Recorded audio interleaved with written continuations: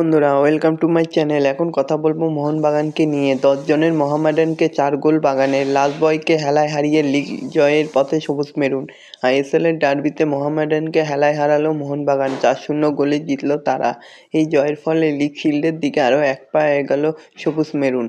তো বন্ধুরা, এরকমই সব ফুটবলের খবর প্রতিদিন জানতে হলে আমার চ্যানেলটিকে অতি শীঘ্রই লাইক, কমেন্ট, সাবস্ক্রাইব করতে ভুলো না। আর বন্ধুদের মধ্যে প্রচুর পরিমাণে শেয়ার করে দাও, যাতে আমার 4000 ঘন্টা ওয়াচ টাইম খুব শীঘ্রই পূর্ণ হয়ে যায়।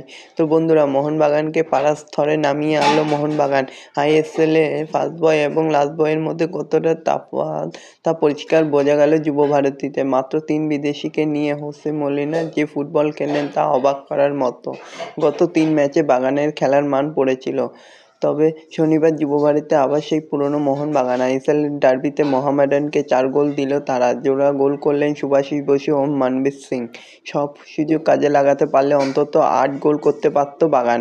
এই জয়ের ফলে 19 ম্যাচে 43 পয়েন্ট নিয়ে লিগ শিল্ডে জয়ের পথে আরও এক পা বাড়ালো মোহনবাগান।